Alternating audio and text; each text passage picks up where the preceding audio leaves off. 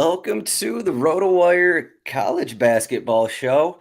I'm Adam Zdroik, joined by Jake Letarski for Thursday's 16-game slate at DraftKings. Jake, this is a massive slate. We were just talking about before the show that this is more games than pretty much any other sport that you see in an actual slate. So are we going to be able to do this in less than an hour?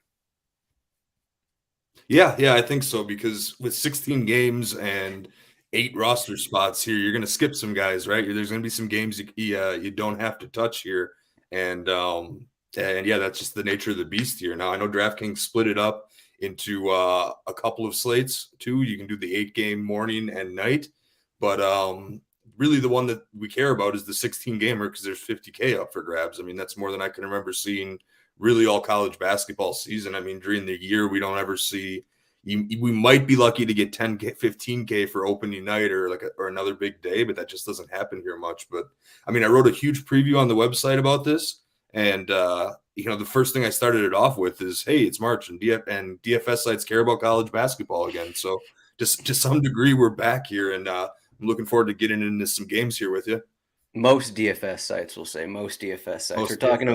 We're talking about DraftKings, where the 50K. I don't remember it being 50K last year. I could be wrong, but it was a year ago, so maybe we just forgot about it being 50K to first. But of course, if you're in sixth place, you only get $500. That's a classic set of steak knives. So you're gonna want the 50K. Maybe you're gonna want everything we say today. Maybe you don't. Maybe you go the opposite route, something like that. Mm-hmm. But Jake, so you have a leg up on me. You wrote your article Monday or Tuesday. The days all blend together for me this time of year. It was a super late at night thing that I just wanted to push out. I think I pushed it out Monday. And really the major thing that changes from that is, the one play-in game happens. So Alabama has their opponent. And, I guess we'll get to that game. We can kind of go in order here, but there are a few things that definitely changed the slate with that game. And also, for whatever reason, so I had some brain scramble when I was posting, but I didn't give Utah State enough credit my first time around, and we definitely want to talk about a few of those guys when we get there, because I did change like my A lineup or whatever you want to call it to put one of the Utah State guys into. Yeah, we just had our player draft for the tournament, and I believe it was like Eric Rasmussen, I believe, came on. He was talking about that game actually, and because he is a DFS writer as well, and he kind of put that game on my radar. I started looking at it, and he's like, okay, he must have been already studying a little bit for this slate as well. So put that one on my radar. He posted about his Promised Land plays on Twitter, so shout out to at Razzle11Grinds, but I was like, there's one 4,300 guy that jumps out at me that we'll get to it, when we get there. But I tried to hint that one, and he's like, no, it's probably coming from the Utah State game, and I'm like, okay, fair enough. So it's definitely big time on the radar. Yeah. So how did you attack your article? Do you just start with the most expensive players, find the guys you like, and just kind of move down? Is that with so many players? Is that the basic idea for it? Yeah. So before I write any article, I go kind of back to that page you were on before with the implied totals, and I just sort by the implied totals. If you go to the bottom there, the individual ones, or I guess that works too, because this gets all of them. And of course, the high team with the highest implied total didn't have salaries when we looked at it. So I start there, and then I kind of look at those teams. And I look at, the advanced lineup page that you were just looking at to see if I can, find something in common. I want to check a certain amount of boxes, right? You're getting minutes, you're starting. That's usually pretty important, with a couple rare exceptions. You're getting minutes, you're starting. You've been productive of late. If you're hot late, that helps. And then you're in a game with this high implied total. So I find those guys. And then the other thing I do is I go to our optimizer and sort by the value column, because that will help. We'll have to change the slate here because this is for tonight. Yes. Yeah. So we'll have to change it to that. Yep. And then I sort by the value column just to try to identify outliers here. So what this does is I look for guys at the top of that list that are relatively cheap, and then I click on them. You can click on any player once, like click on Lamont Butler, for example, and then I go down, or I'll do the game log tab that's at the bottom there, and then I'll just kind of see like, okay, what have they been doing lately, and does that match up with the fact that they're a value play? Mm-hmm. So Butler I was originally on, and I think I profiled him, but I ended up pivoting to another guy who was mentioned in the article, and I guess we'll just talk about that when we get to the game. But I think we can start probably going through all the games because that's pretty much the basic strategy. I mean, it's not some giant complex algorithm. I just identify a couple guys, test them out, make sure they're playing, doing well, and see where it goes from there. Yeah, as we get going here, I guess we should say, if you're watching on YouTube or Twitter, which you probably are, because this is not going to be in podcast form, rotowire.com/try, and you could get all of this stuff through our site here. You can get the optimizer, you can get the matchup page, you can get all of the stuff that we use, that Jake uses, write these articles that we use. We've been playing, I don't know how long, if Jake's been playing all season or not, but I've been playing all season. This is what I use to create my lineups and some of our articles as well. So rotowire.com/try. It's a free 48-hour trial. And I guess before we get into some of this stuff a little bit, stars and scrubs method, that kind of thing. But I think more so on this massive slate, we have all these value players. And the thing that was popping up to me when looking at the optimizer, we have all these Texas A&M, Corpus Christi guys that pop up. And it's because, Alabama runs a really fast pace, and then so does Texas A&M, Corpus Christi. So you have guys like Mushella, Tennyson, Fryer, a bunch of guys. Pretty much their whole team is high in terms of value. So we're going to have a lot of this where you get a massive favorite, 20-point favorite, and then there's a lot of value here because it's a fast-paced game.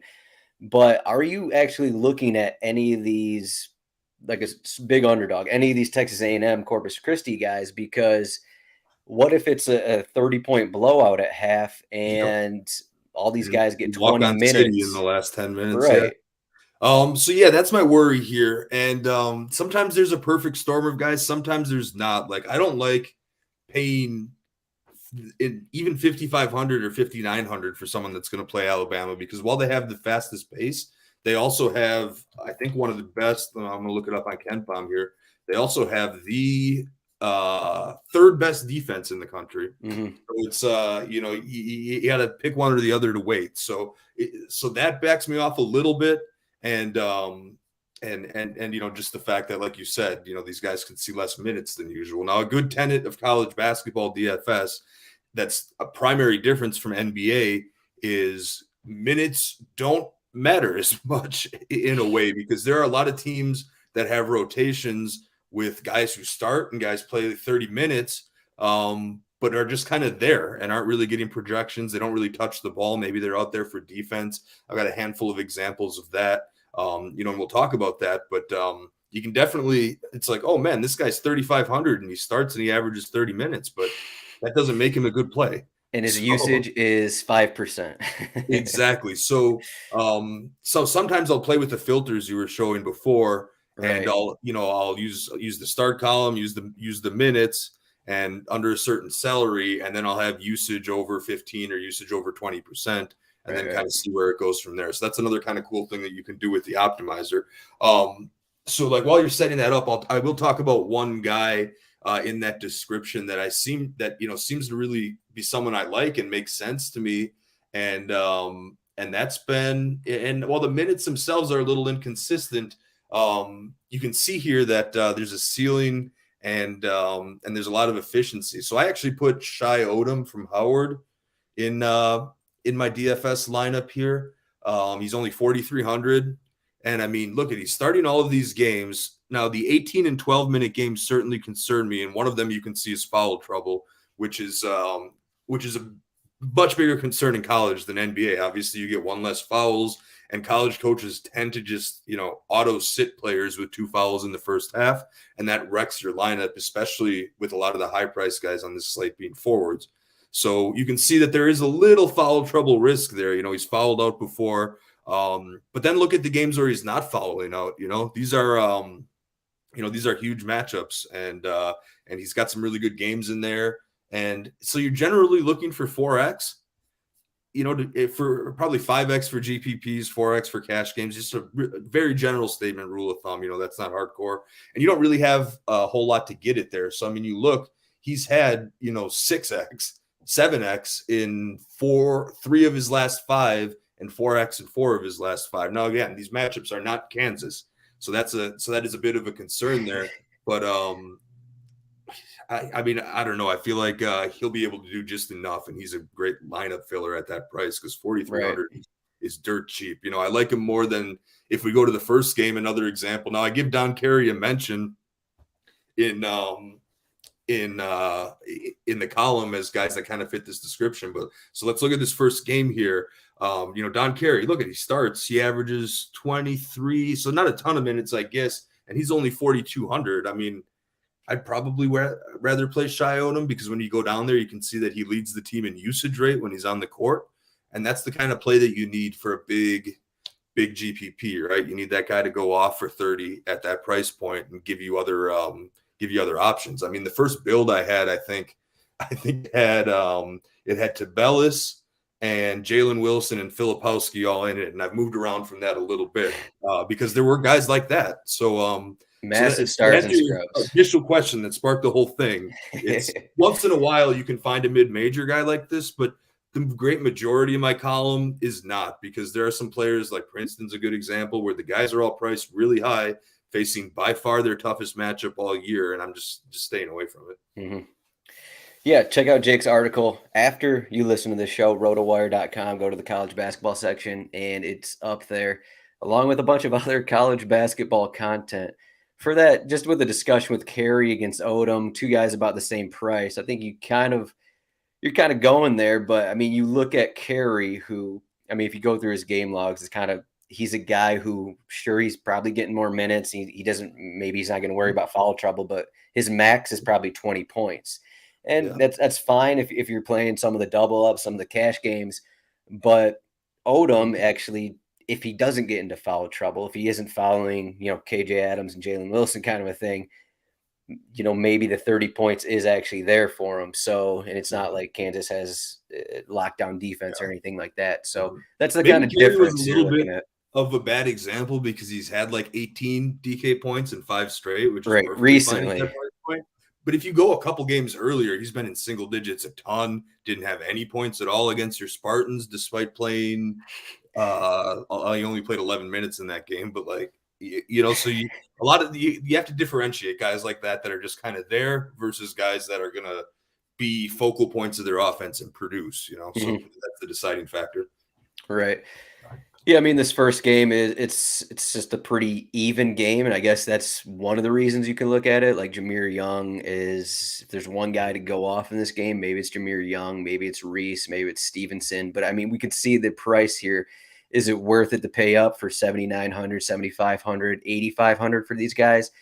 Yeah. My initial thought is probably not, because there's also a chance, at least for me personally, like between these teams, this could be this could turn into an ugly game because these are kind of 2 ugly teams. It could be like a 120 total game. You can't afford to be exposed to a 50-45 game when when you got 16 to pick from. So right. I see this one. I mean, Young, I guess, has the highest ceiling, but I mean, we'll see. He's the point guard. He's got experience. We'll see how he breaks that press. He could also lose a bunch of points to turnovers too. So in general, if you're only, you might want to throw a guy like Young in there, maybe some of these other guys, if you're going to max enter this thing or do the mini max, but if you're throwing a couple bullets in, doing single entry, doing cash games, this one you can just avoid. Right. And usually you want to avoid Virginia games, which is kind of the case. But, I mean, we've seen Jaden Gardner have some big games. Beekman have some big games. Now we don't have Vonderplas is out, so I guess that's more minutes for some of those guys as well. Does anyone stand out here for Virginia? Or usually you don't want to play anyone against Virginia. So that's like the number one commandment of college basketball, DFS. You don't play definitely anyone on a 16-game slate too. Yeah, and you don't play anyone against Wisconsin either. Of course, they're not around. Because it's Tony Bennett. Came from Wisconsin. It's a similar philosophy, similar system. Dreadfully slow pace. Very, very good defense. Independently, if you were looking at Furman, you'd be like, okay, Pegs. He is 5,400, second on the team with a pretty high 23% usage rate, 32.4 minutes a game. That would be someone you want to target, just not against Virginia at all. So Furman is 124 in pace and 186 in defense. So you could have Virginia guys. I think I wrote a little blurb on Armand Franklin just because he's been a very hot or cold player all season long here. But if he has a good shooting day, he can definitely get you your 5X pretty easily. So that was the one guy I was interested in a little bit, but overall, this is I had Franklin in my first lineup, and he is now removed. I don't have any more of him because I found better options throughout the slate. Yeah. The one thing I look for, if you're even considering some of these Furman guys, is while they do have a fast pace, and they're maybe getting a lot of minutes like Pegs and Bothwell. I look at previous games. How many times has Furman been in a game where they're scoring less than 60 points? Does this guy still produce? Problem is that Furman has pretty much scored over 60 points all season, and they've never played anyone like Virginia. So there's not really a good comparison. I mean, you can look at his game log and be like, okay, yeah, he's getting 30 every game, but that's also when Furman's hitting 80 points. So that's just like one of the situations where it's probably best to move on. Maybe you could hope that it's kind of like a 60-60 game and he gets there. But again, we're talking more cash build, single entries, unless you're max entering some of these contests. Like guys like on Furman just aren't in our general discussion. We're not entering. I don't know what the max is, 150 entries. I don't believe you or me are entering 150 entries. So we're not going to be looking at these guys. So yeah, I've thought about trying it for like the mini max or something in the past, but I prefer to just dial in on a couple lineups and make them as good as possible. Yep. Teach their own. Everyone's got their own style. So the game we were talking about earlier, we got Utah State, Missouri, two of the highest expected totals on the slate, two pretty quick teams, high pace. Missouri, not really good at defense. I think they're one of the worst 3-point defenses in the country. And I mean, we have a lot of. Exactly. At least among Power 5 teams, they're 266 in the country out of 363 teams. So bottom third, it's rough. Not great. So when I first looked at it, I think the prices on some of these Missouri guys is too much for me personally. But what were you looking at for between these two teams here? Yeah, so I think I did a little write-up on Golston for Missouri just because, again, you see he's a starter and he has a high usage rate. And I know, like, in my head, I had Mountain West bias, and I think slow pace, good defense, but that's San Diego State. Utah State's a little bit different. You know, they're a matchup that you don't have to fade entirely. But the guy that I really like from this whole thing, actually, is Stephen Ashworth. You know, if you can pull his game log up, there were a couple of slow ones later, but recently, and again, granted, that was against San Diego State in the Mountain West tournament here. But, and Boise State, again, the class of the Mountain West. But then you look at it before that, I mean, geez, 30s and 40s for 7,500. So I definitely put him in, a pretty large percentage of builds here. And, I mean, in general, it's the fact that Missouri is 92 in tempo. So that's good. They're 197 in defense. And they're terrible at defending at all levels, really. Mm-hmm. So Missouri is a team that profiles very similar to another team on this state in Iowa. So, you definitely like to target their opponents in both situations here. So Ashworth was the pick. Dorius, obviously, he goes up at the top of that list, and he's very cheap, and he has a nice usage rate when he's in there. But Missouri runs a smaller lineup. They don't have a true center. Dorius is kind of a big guy, so that explains the usage. But the 15 minutes a game is obviously a huge concern, and I don't think he matches up with this particular team. So I don't see a ton of run for him. So I'm going to Ashworth for sure. I mean, all these other guys are really in play, but Ashworth with the minutes, the scoring, the recent production, the ceiling, and a price that's, you can pretty much call middle tier here. That's who I went with. One guy I kind of fell in one of my initial lineups was Shulga here. He's 6,400, so he's still kind of cheap. And so they have all these guys who just chuck it from three. Ashworth and Funk are at the top of the list, but they're a little more expensive. Mm-hmm. And Shulga, I mean, he's right in there. He's getting a lot of minutes. He's not overly expensive either. So if you need something in the mid-range, and he is a guy who can hit, 5 threes in a game or something, something like that. I mean, you look at his recent game log and as you said, San Diego State, Boise State, not really. 2 for 12 shooting, 0 for 5. You can throw that game out because San Diego State is a is a different beast. So, but you look at the ones before that, he's right up there. Yeah, he has the thing that got me. He kind of has 40-point upside. A lot of 30-point games, 40-point upside. And when you're getting that at 6,400 in a game that is projected to hit, close to 160 points, I think that's worth looking at. Yeah, Depending on if you actually fall into this mid range or not, depending how heavy you're going into the stars and scrubs method, though. exactly. And I mean, the biggest thing is, say you're capping off a lineup with your last utility player, and you're looking at other people. I mean, if you're between a few, pick one that's in this game. Would be the advice, Yeah, I mean, also in this range, just the game we were talking about earlier, Hakeem Hart's in there, and it's just Maryland against West Virginia. And it's like, well, I'd much rather have Shulga than someone in that game, just as a comparison. So Mm-hmm. so we got the big Shy Odom game here. Your boy Odom going against Kansas. Do we have an update on McCullough going to this McCullough one? is definitely playing. So I put in my article that if McCullough sits, it would be Yusufu that starts again. And in a game like this, in this kind of matchup, he can pretty easily hit value at almost minimum price. He's 3,500. But McCullough is going to play now. I can't say this officially enough to report it on the site and take his game time decision off. And it's kind of a friend of a friend situation. But I heard from one of their managers that talked to him, McCullough, yesterday, that he is 100%, he says, and is no longer having back spasms. So that actually makes me feel really good about Kansas's outlook, because that was not to the same extent as Sasser in Houston, and that injury might be a little more serious, but Kansas's outlook, McCullers is that, second, third scorer that you're going to need to step up in at least one tournament game if you're going to run the table here. So him, at least, it's self-reported. Maybe he's overly optimistic himself, but hearing that from him was a very good sign for me. So he's going to play. That takes Yusufu out. Jalen Wilson's in your player pool. Absolutely. He has as good upside as anyone in that top tier. And then, like I said, the other thing that stood out to me about Shai Odom was, a usage rate north of 25% is significant. And that's the other thing, that it's important in NBA DFS, but it's important in college even more so, to put context behind the minutes. So Kansas are one of the biggest favorites on this slate, and Howard have a decent pace.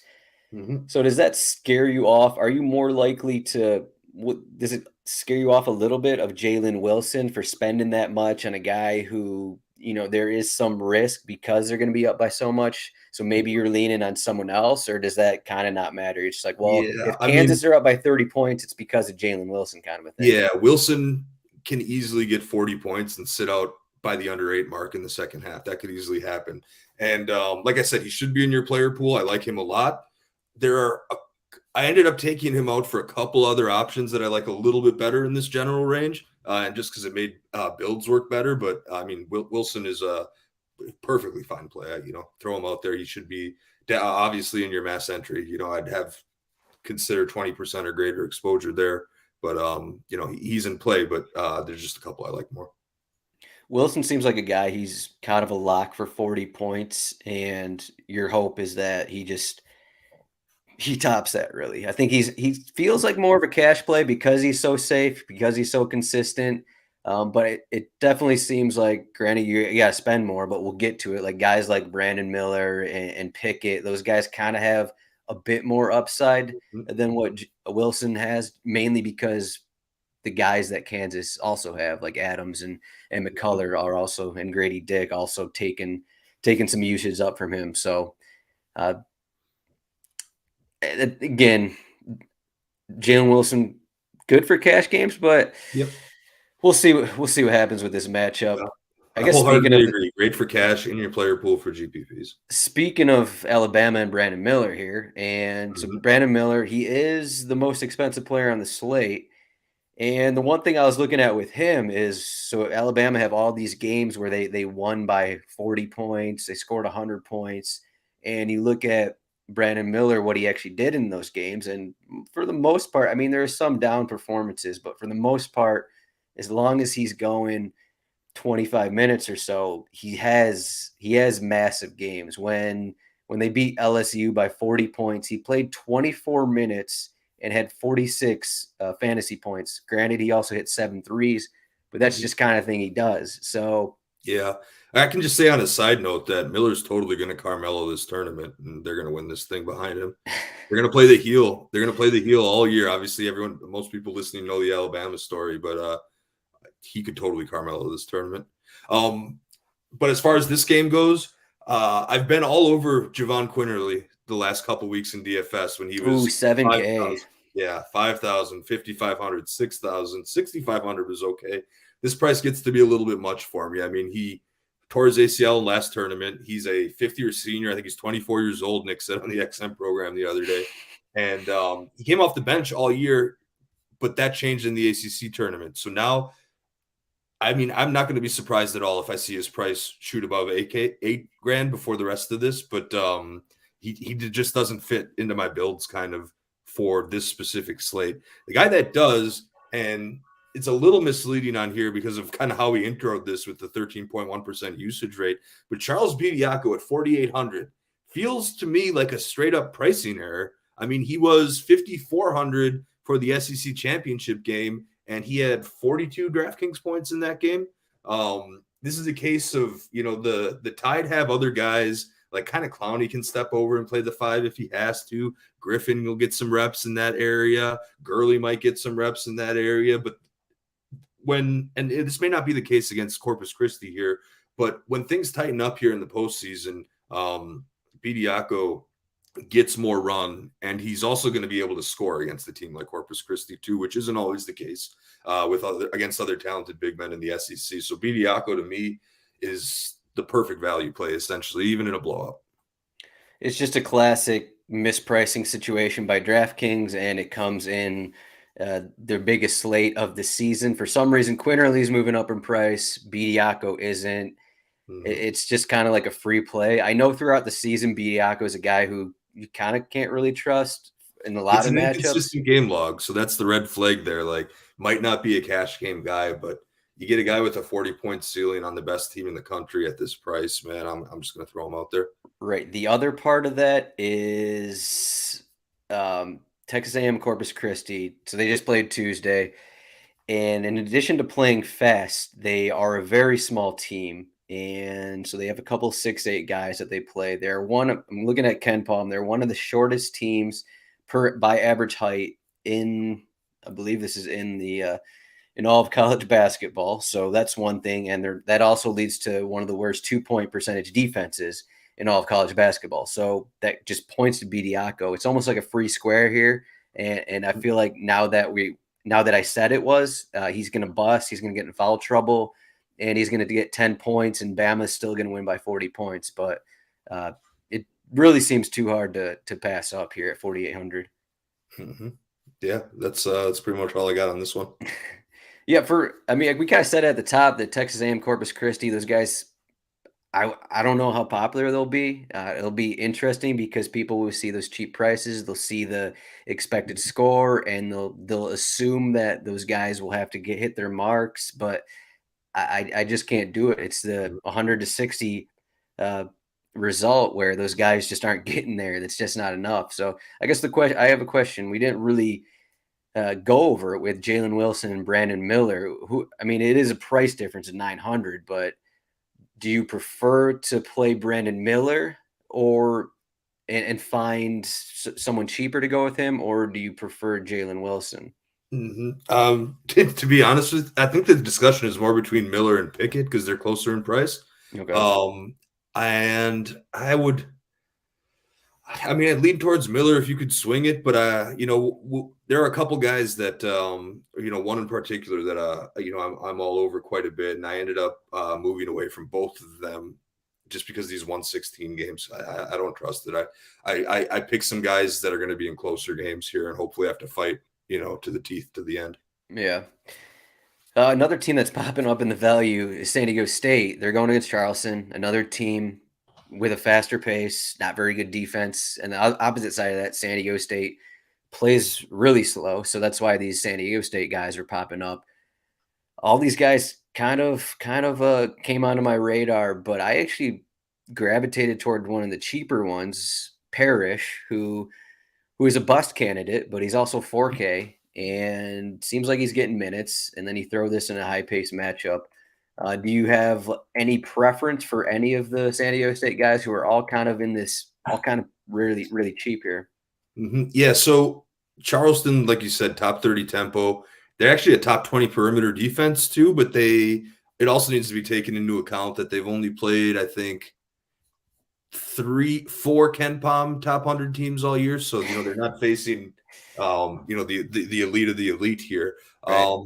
I noted in the column that all those top 3 San Diego State guys, Bradley, Trammell, Butler, are all in the player pool, right? And I ended up going with Trammell, who, maybe not as much as late, wasn't so hot against Utah State, but there was foul trouble there. So you definitely have to consider that when using the game logs. But, at 4.7 or 4,700, you just need 20 points. He's got a lot of those games. And then also, if you go to non-conference play, when he played some of these teams with faster paces, he was up in the high 30s. And I think, did he break 40 once? But he's got 38.5, 37.8, 32.8, 32.5. So there's some ceiling there. I went with him because I'm trying to win that 50K, maybe not as much for cash games, but like all 3 of those guys are in the pool for sure. And man, I just got to say one thing. Charleston is such a trendy upset pick, and I don't understand it.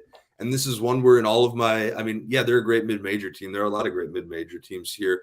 And maybe there's some Mountain West bias too, but according to KenPom, the Mountain West was better than the ACC this year, and San Diego State is going to play this grinding defense. They're a top 10 perimeter defense team, top 10 KenPom overall defense. I'm with everybody seemingly on Charleston. I think I'm finding leverage by actually going with San Diego State to advance here. So, I like them to win this game, and I like their fantasy guys too because of the tempo situation.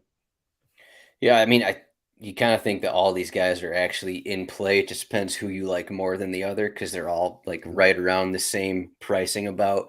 I think Berzovic for Charleston is going to be a classic. If you play in 150 lineups, just chuck them in and hope that maybe this is a little higher scoring and you see his usage is above 30, so maybe he gets to 40 points. But he's at 7,400 against San Diego State, just not a guy that either of us is really looking at. The problem with that, he's the same price essentially as Ashworth, who I love. So right.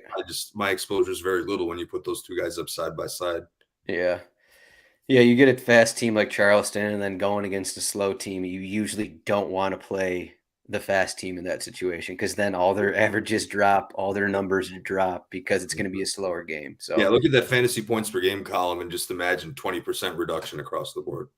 And speaking of fast against slow, a little slow here, that's Arizona Princeton. We have an 8,800 for Ev Bloman. I'm not sure I'm saying that right, but just another situation where no one's really going to use him. Maybe if you think Princeton can be competitive in this spot, maybe he can hit 40 plus 50 or something. Maybe he'll get there. But what are your thoughts here? Tubelis is 9,800. Mm-hmm. And do you like anyone else from Arizona? I know you're going to say Kirk Kriisa. You wrote about him. So tell me why. Yeah. So, first off, I faded all of Princeton. I didn't profile any of those guys in the articles. I don't have those guys in any of the builds so far. Arizona's got the best front court in the country, I think. And I just, this game will get out of hand. They'll empty their bench and, have a nice swan song there.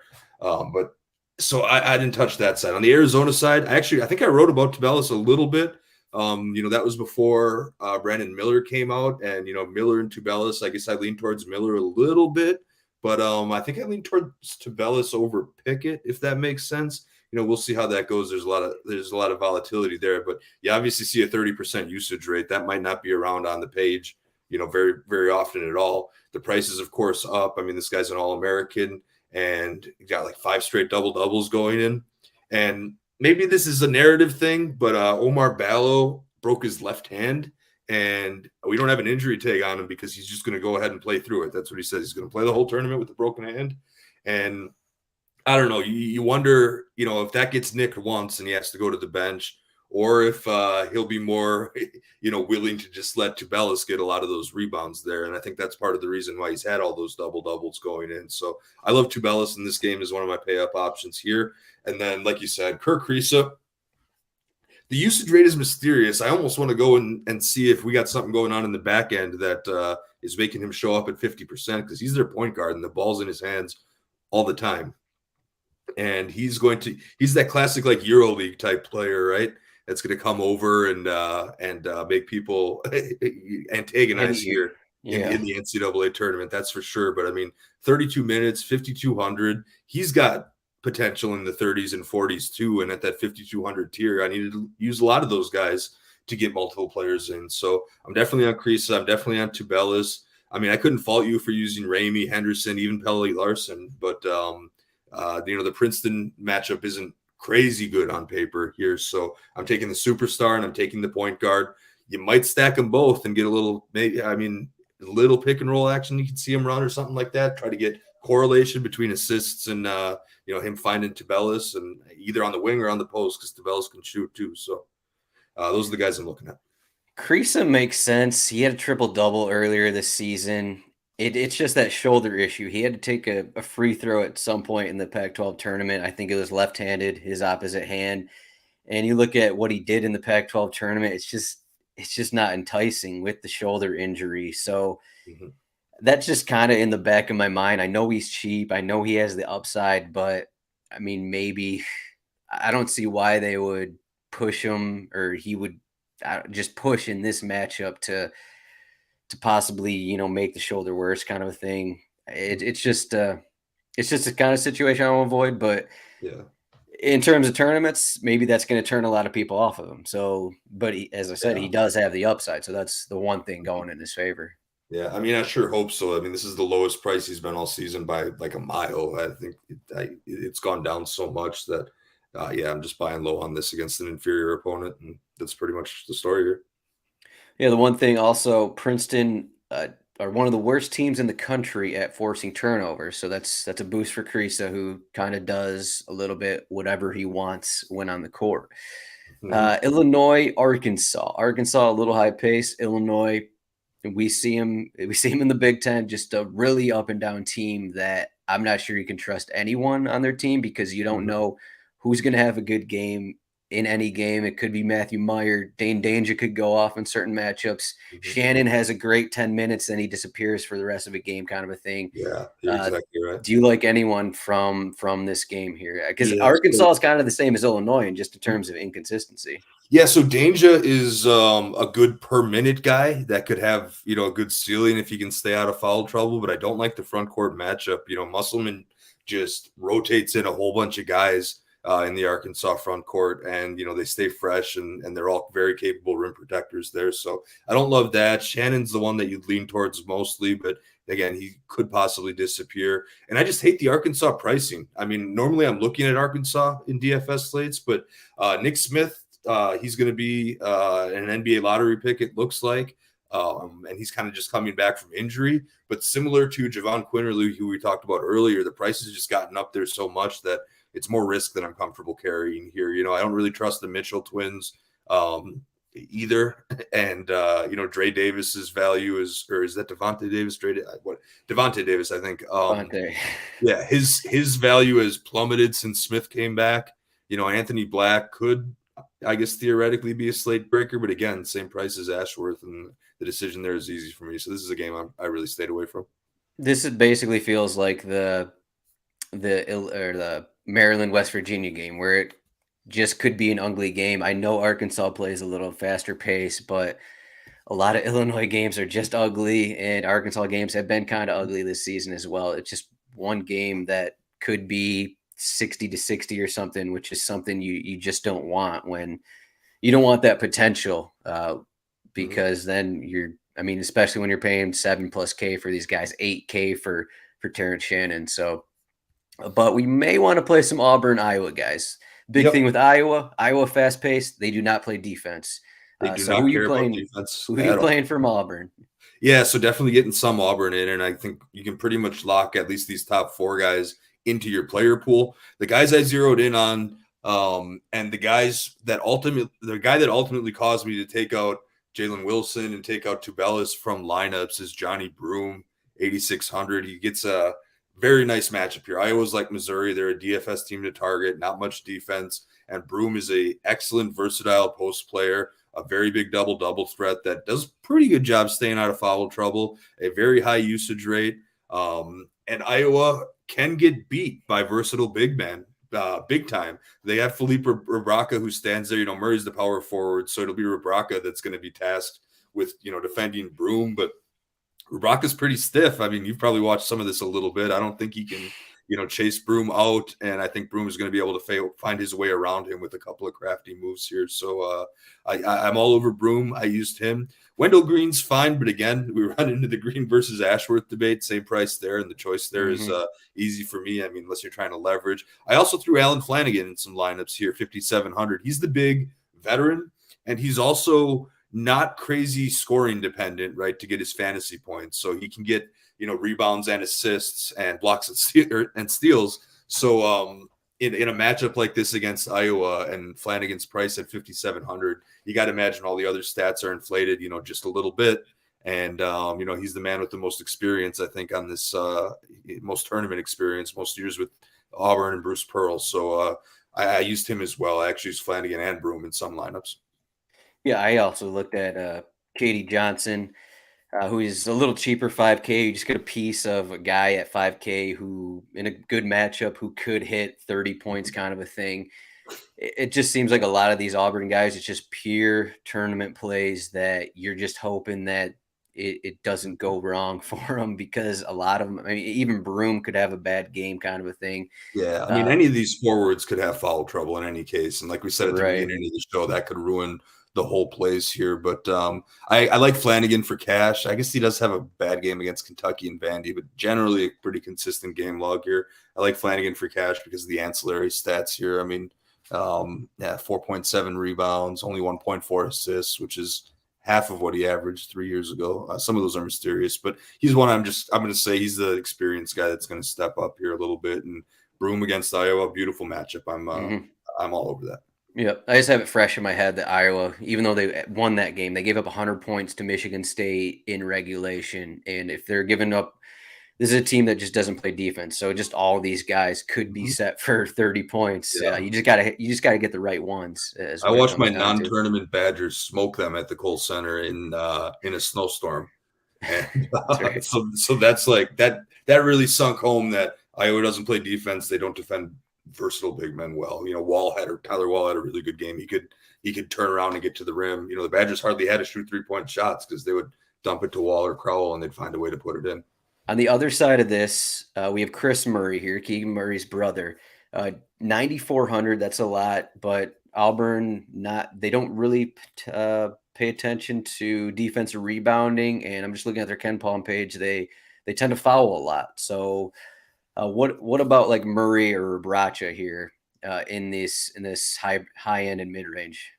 Yeah, I mean, Murray's in the pool, but I don't love him as much as the other people in that. Just range. A tougher matchup, kind of a thing. Yeah, but it's a tougher matchup. I think a little bit, even with the rebounding numbers there, and Auburn. The thing they do the best is defend the 3-point line, and it's not like Iowa has super talented guards either. So none of those guys are in play. Murray could be a good GPP pivot, I guess, if you want to be unique, because I would predict a lower ownership percentage, but. For someone like me that's only entering a handful of lineups in here, he'll be in 1 of 5 max. Mm-hmm. Yeah, he'll be less popular than Broom, is what I'll say. 800 more, probably less popular. Duke, Oral Roberts. We got Max Asmus, who is 9,900, which is a lot going against Duke here. But I know you like Filipowski here, so talk about Filipowski, and then if you like anyone else on Duke in this spot. Yeah, so a couple of Duke guys are absolutely in play here. I just want to start with Asmus real quick because, I mean, I've used this phrase a ton, it feels like, should be in the pool, right, for mass entry, because he's a guy that might arguably have the highest ceiling in the slate. He could go off for 40 and he could Kemba Walker this whole tournament, as far as we know. I've joked around that the winner of this Duke Oral Roberts game, I hate the draw for both of them, right? Because I was a guy that was originally saying I'm going to advance Oral Roberts in the first round, no matter who they play. And now they get the best 5 seed in the tournament that's red hot at the exact right time with even more raw talent here. So it's a 12-5 matchup I don't love. And I think Duke could come out of this region. I might be with the public in this a little bit, even though I like Marquette a little bit more. And I think Marquette matches up well with Duke. Duke could come out of this region, and this could be their toughest test here. So this will be a tight game in general, but there are two things going for it, right? It's a high scoring, 146. I would probably take the over on that. And it's going to be close for a 12-5 matchup. We have 6-point difference here. Duke is 5.5. They're right in that kind of range here, but you always got to remember the juice that Duke normally gets from the public. So, that could come into play here. I love Filipowski because Oral Roberts has a 7'5" dude in Connor Vanover, but that's a pure 5, and we're going to see him on Lively more often. Filipowski, they'll take Vanover out because I don't think Vanover can chase Filipowski to the perimeter there, and you see he's at least attempting 3 points a game, but he's got a bunch of 40-point games on his log here. The matchup is fantastic. I think everything adds up for this one. You get the high-priced guys that are 1 seeds going against games with 20-point spreads, or you get this guy that's like just a shade below the super high price with just as high of a ceiling in a very friendly matchup in a close game. So that's why I'm all over Filipowski. Roach is a fine play. He's starting to kind of get back into form, and you won't have to break the bank there for him. And that's really about it. Proctor's the guy that I mentioned before that, is out there. He plays a lot of minutes, easy to hit value at that price, but not super exciting. And Dariq Whitehead's game log hasn't been super great lately, and the price is pretty low, but this is a 5-star guy that was a top 3 recruit in the country. So there's potential here for him to have one crazy breakout game too. But Filipowski is the one guy that I am most exposed to. Mm-hmm. Yeah, I would say Asmus almost feels like a mistake in smaller entry stuff just because, you look at what he does, even in conference play, it's not like he's guaranteed for 40 points. And something like we talked about Jalen Wilson with, he is almost getting 40 points every game in the Big 12, and he's 600 cheaper. And now Asmus, you got to think Roach and Proctor are going to make it their job to, Asmus is getting all the coverage. You're going to be like, okay, well, let's see you. Can you play in the NBA? Can you even beat us? Kind of a thing. And they're going to make it their job to kind of lock down Asmus. So I'm not looking at Asmus personally. Colgate, Texas. Expected score for Texas is 82, so that automatically puts some guys on the radar. But we got Dessou at 6,800, which seems like a lot. I'm not sure I want to pay for these Texas guys. Do you have any thoughts for them? I started writing Dessou because I had some recency bias because he's won me a lot of money last weekend, but that was when he was 5,000, 5,500, and now he's up here at 6,800, and Texas gets Timmy Allen back. So I still think Dessou has a decent ceiling and will be capable of hitting 4X at that price. And even though I wrote about him, I started to find myself pivoting away here. Marcus Carr is a great way to get a piece of Texas because he won't really be affected by the return of Timmy Allen. He's the point guard, the veteran, can score a ton himself, can get really hot from distance himself.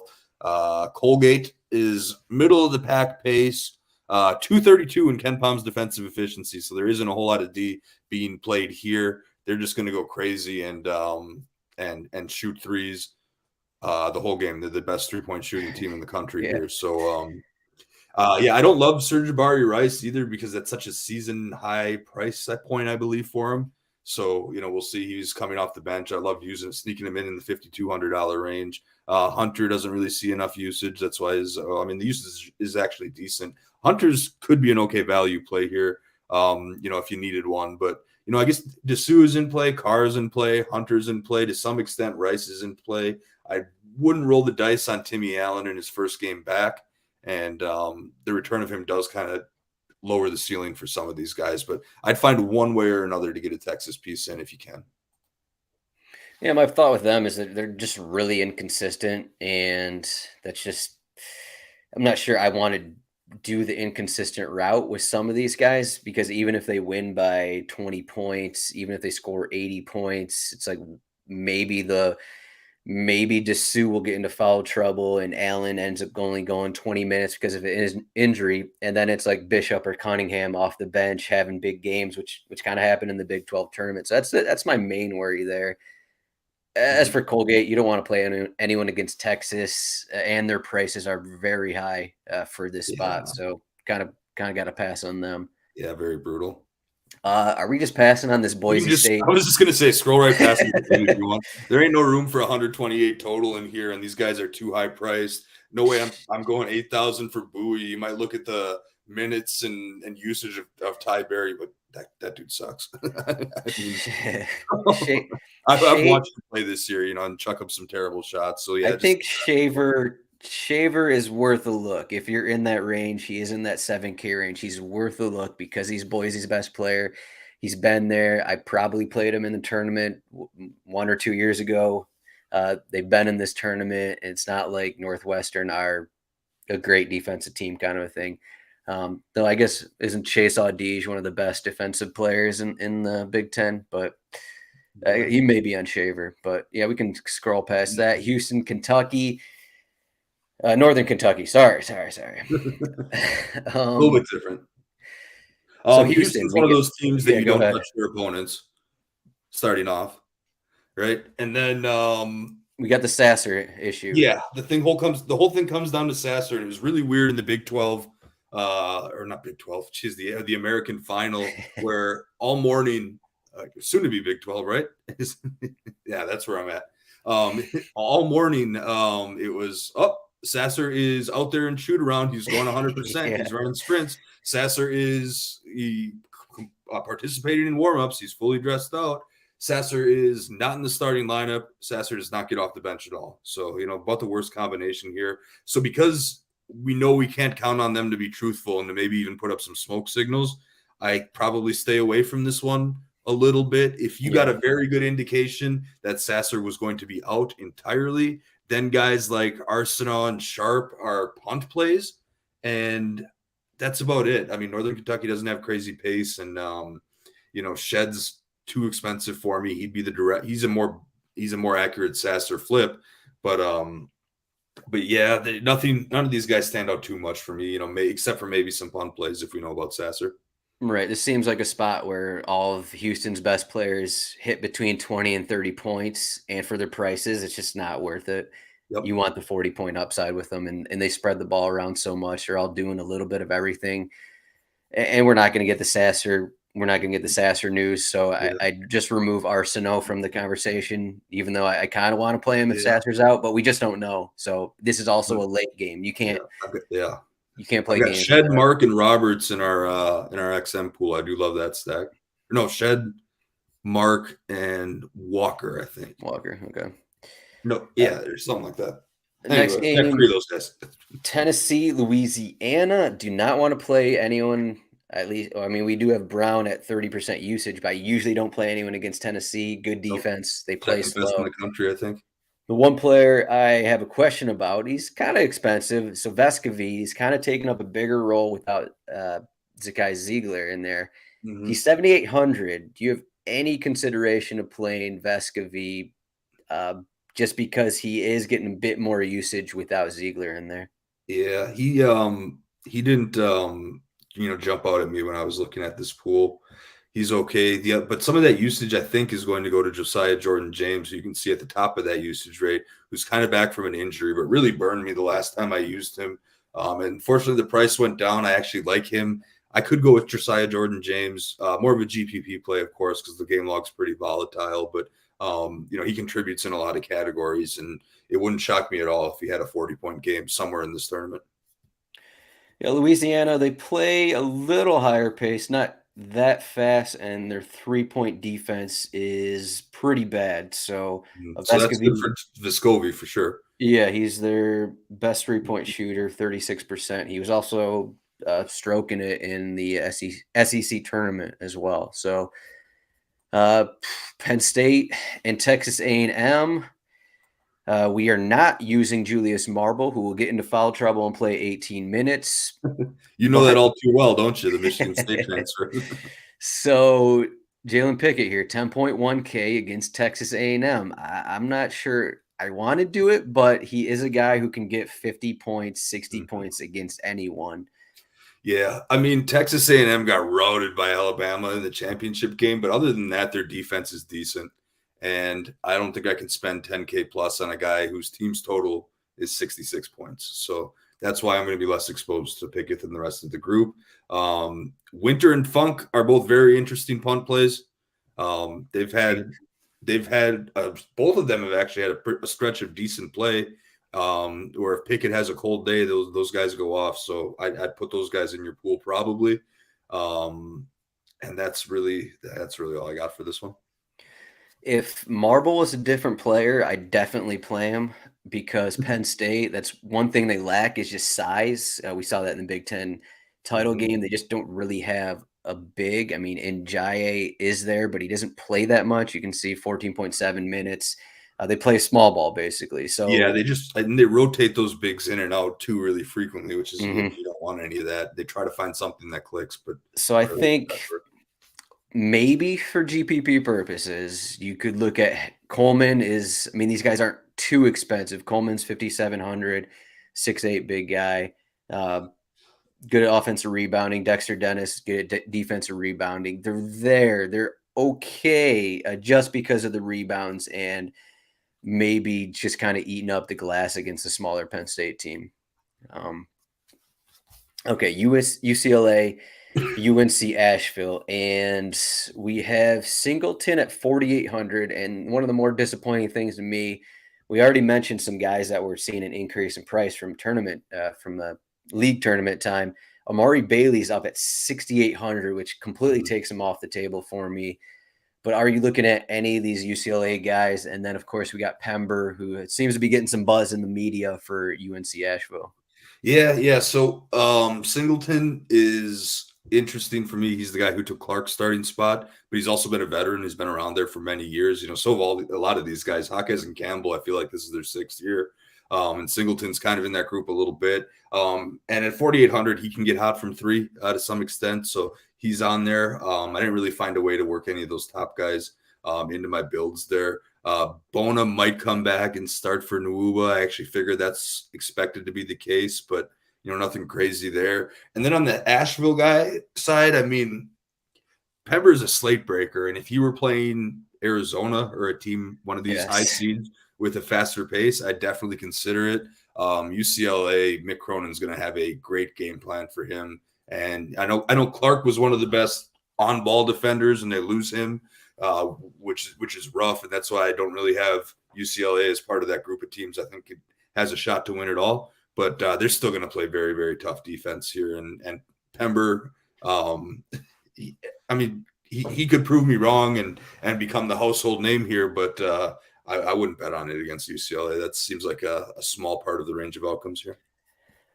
I'm trying to decide if 8K is too cheap for Pember, even if Asheville only gets 50 points in this game, which I think is possible. I mean, he's 6'11", guy who can stretch it. And, I mean, UCLA have Bona, Mac Etienne. Like, they have these guys who are okay. Are they going to be able to defend Pember from outside, who's going to be chucking it? He is their best player. He has a 33% usage, and he's only 8K. So I feel like, I mean, he's definitely in play, because even if they score 50 points, I think he's still at 30, but maybe they get to 60 and he's at 40 plus. I may have to consider this a little bit more. Yeah, I mean, his Big South tournament was 55 DraftKings points, 51, and 47 DraftKings points. And in the 51-point game, the team only scored 66. So, yeah, I see where you're coming from there. I know a lot of the guys that follow college basketball even all year long and are fancy themselves as, super knowledgeable with the mid-majors. A lot of these guys are going to be all over Pember. I'm leaning towards fading that field a touch, but I also see where you're coming from. Like I said, phrase of the show, right? In the player pool, but not one of my primary. It's difficult. It's difficult, but he also draws a lot of fouls. So if he starts drawing fouls on Bona, kind of a thing, then you get those guys who have barely played this season for UCLA guarding him. So just something to think about. Oh, it's the last game. We're done. Holy cow. All right. 59 minutes, Yeah, we Jake. blinked through 16 in an hour. So perfect. I think we got everything Yeah. here. So You have I'm gonna get go. I'm gonna any go thoughts? to doing a Calcutta draft tonight here, so which is a little bit out of town. So I'm gonna go hit that up, and I'll try to share the results here on Twitter. I hope this was helpful. Any closing thoughts here? I don't think so. We've talked about everything. If you have any questions, we opened up the CBB channel in Discord. So once you're subscribed, rotowire.com/try. That's a free 48-hour trial. And then once you're subscribed, rotowire.com/chat to get into our Discord. We'll see what the discussion's like, but it's going to be, man, that Thursday morning, you're always trying to get your brackets ready. And now we got DFS involved here. Probably going to try and Worthwhile set. DFS in Yeah, this sport for the first time in a while. So I'm lucky and happy to have that. It's I'll been probably spend awesome. I'll probably spend tonight doing some DFS stuff and then maybe tinkering tomorrow. And then tomorrow morning will be a lot of bracket stuff as well. So busy 12, 18 hours coming up though. Yeah, I got to settle on a survivor pick for this round too. So Just go with Maryland. Maryland. I think I'm going to go with Boise State, actually. No, I'm just kidding. Don't pick I'd a probably Big Ten fade in the team. Big Ten and go in Boise State. Yeah. Get that 10 seed out of the way right away. There you go. All right, you can find Jake at Roto Jake on Twitter. I am at Roto Zdroik and RotoWire CBB. Follow that on Twitter for all of the injury stuff. You're going to want to follow that for any injury news that comes out. It'll be tweeted out right away pretty much. We have people working around the clock that'll find that news. So you want to follow that. But thanks for watching this. Maybe we'll have some more DFS content, maybe some betting content as well throughout the tournament. But good luck on this slate. Jake, congrats on your 50K, or maybe congrats to me when I play Pember in the 50K. We'll find out. Yeah, there we go. When Pember goes off for 60 against the Bruins. That could be something, man. That could be something. All right. Good luck, everyone. And thank you, Jake.